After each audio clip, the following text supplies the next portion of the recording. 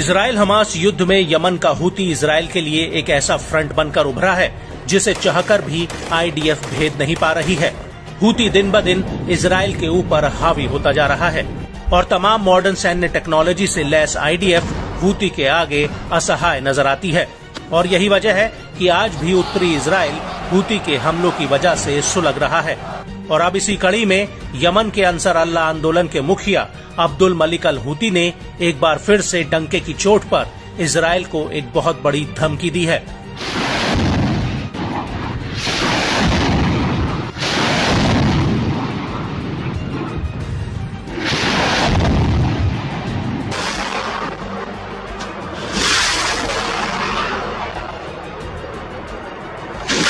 Al Houthi का कहना है कि तेल अवीव पर ड्रोन हमला तो सिर्फ एक ट्रेलर था, बल्कि आने वाले समय में तेल अवीव पर इससे भी ज्यादा भीषण हमले किए जाएंगे।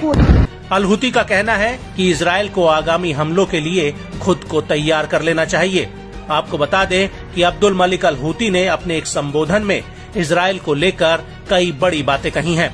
उनका कहना है कि इजराइल पर हमले 5वें चरण में प्रवेश कर चुके हैं और इस चरण की शुरुआत इजराइल के कब्जे वाले याफा शहर यानी कि तेल अवीव पर ड्रोन हमले से हुई है।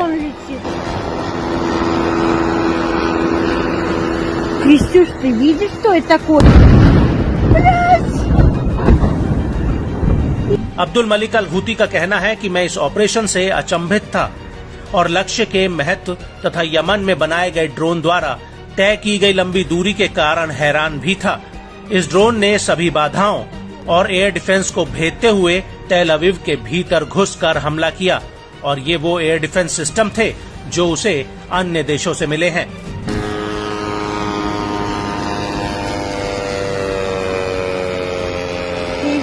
ड्रोन летит. Крестюш, ты видишь, что это такое? الرد آت لا بد منه على ما قام به العدو الإسرائيلي من عدوان على الحديدة.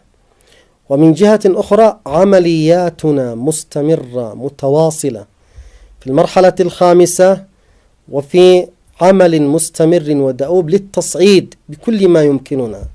لن نتردد في ذلك أبدا لإسناد الشعب الفلسطيني المظلوم المعتدى عليه ضد العدو الإسرائيلي. كانت ردة الفعل من قبل العدو الإسرائيلي مهما كانت استعراضية أو مهما نتج عنها، إنما سيكون كل ما يحصل من جانب العدو الإسرائيلي أيضا محفزا أكثر لتصميم أكبر على الانتقام من جهة وعلى مواصلة نصرة الشعب الفلسطيني वह الهدف الأساس من جهة أخرى। अल हूती ने आगे कहा कि हम आने वाले समय में तेल अवीव पर और भी ज्यादा भीषण हमले करेंगे और तेल अवीव पर पिछला हमला अपने आप में एक महत्वपूर्ण बिंदु था जो इजराइल के घमंड पर एक गहरी चोट था। तेल अवीव पर ड्रोन अटैक ने इजरायलियों को दहशत में डाल दिया है।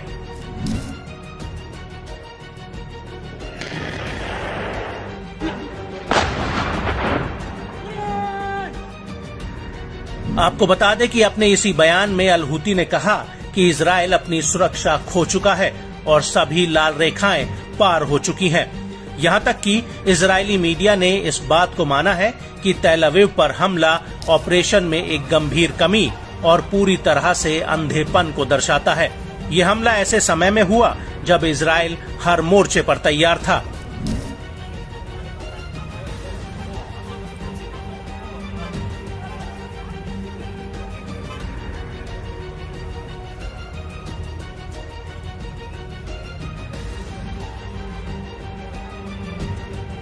अल हूती ने इजरायली मीडिया में तेल अवीव हमले की खबरों को लेकर कहा कि इजरायली एजेंसियां इस हमले से पूरी तरह से सदमे में थीं, लेकिन अभी बड़ा सदमा आना बाकी है।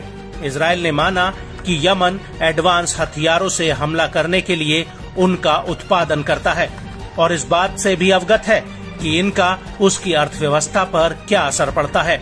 अल हूती ने आगे ये भी कहा कि ये तो अच्छी बात है कि इजराइल ने माना है कि यमन एडवांस हथियारों का उत्पादन कर रहा है और उनके सबसे गंभीर दुश्मन मॉडर्न हथियारों से लैस हैं। आपको बता दें कि हूती के नेता ने तेल अवीव पर हुए जिस हमले का बार बार अपने संबोधन में जिक्र किया, वो हमला 19 जुलाई 2024 को हुआ था।